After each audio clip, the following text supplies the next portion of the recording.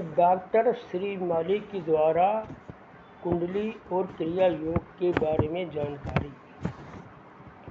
क्रिया योग जीवन का एक ऐसा सत्य है जिसके माध्यम से हम स्वयं एक्टिविटी करते हुए, स्वयं क्रिया करते हुए अपने इस शरीर को पूर्णता प्रदान कर सकते हैं और उस काल को, जो भूत और भविष्य का एक सेतु है, उसको देख सकते हैं।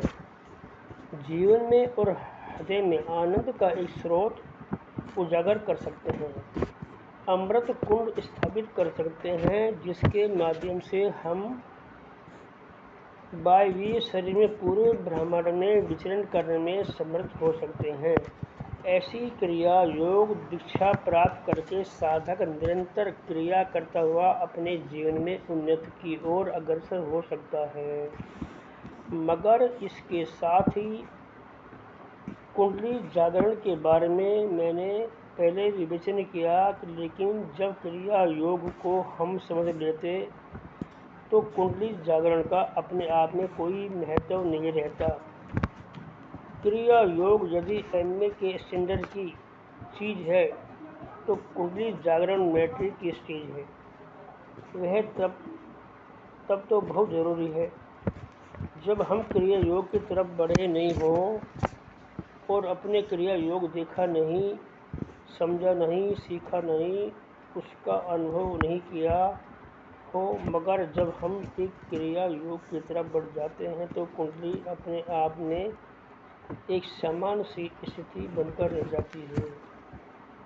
हमारे शरीर में ऐसे कई चक्र हैं जिसको नाड़ियों का गुच्छा कहते हैं, और वे चक्र यदि स्पंदन युक्त हो जाए, जैसा कि मैंने प्रारंभ में सहस्त्रधार के बारे में कहा कि यदि वह जागृत हो जाता है तो उसके माध्यम से जो क्रिया होती है वहाँ हो जाती है, और वह क्रिया है भूतकाल को देखने की शक्ति और सामर्थ्य पैदा करना।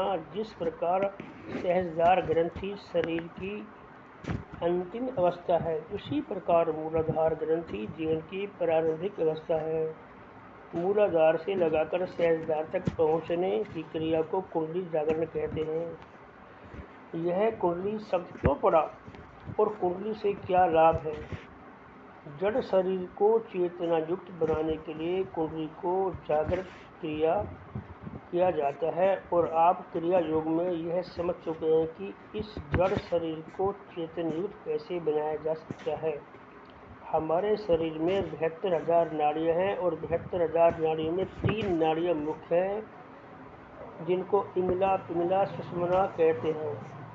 तीनों नाड़ियों का प्रारंभ रीढ़ की हड्डी जहाँ समाप्त होती है वहाँ से होता है, और पूरे शरीर में ये नाड़ियाँ व्याप्त हैं। आज्ञा चक्र में केवल सुषुम्ना नाड़ी पहुँचती है और इंगला मस्तिष्क तक पहुँचती है। इन तीनों का अलग अलग स्थान है। हृदय पक्ष में समाप्त हो जाने वाली पिंगला है जो केवल बुद्धि से ही ज़्यादा कार्य करते हैं। उनकी इंगला ज़्यादा जागृत होती है। जो हृदय पक्ष को लेकर चलते हैं उनको पिंगला नाड़ी ज़्यादा प्रभाव युक्त और भौतिकता आध्यात्मिक का संगम करके आगे की ओर बढ़ते हैं।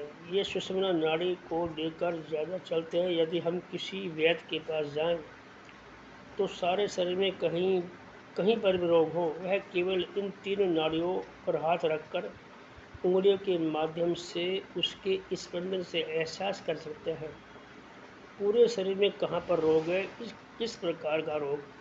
इसका मतलब यह हुआ कि हथेली और कलाई में जो नाड़ियाँ हैं उन नाड़ियों को पूरे शरीर से संबंध है। और कई व्यक्ति आत्महत्या करने के लिए हार्ट पर पिस्तौल नहीं दागते, वे केवल ब्लेड से ही 3 नाड़ियों को काट लेते हैं, जिससे तुरंत मृत्यु हो जाती है, क्योंकि हृदय को, दिमाग को, पूरे शरीर की चेतना का एक साथ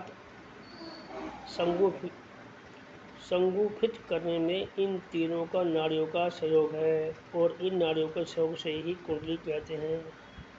मैंने इसका उद्गम बता दिया कि ये कहाँ से प्रारंभ होती है, और यह भी बता दिया कि ये कहाँ पर समाप्त होती है।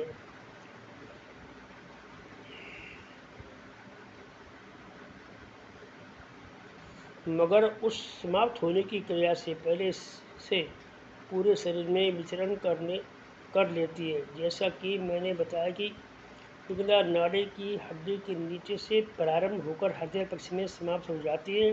तो इसका मतलब यह नहीं कि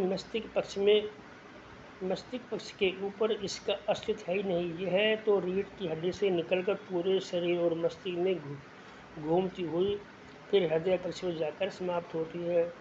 यदि आपने रीढ़ की हड्डी देखी हो तो वह बिल्कुल खोखले बेलन की तरह है, जिसमें 32 छल्ले बिल्कुल गोल। इन छल्लों से होती हुई नाड़ियाँ आगे अग्रसर होती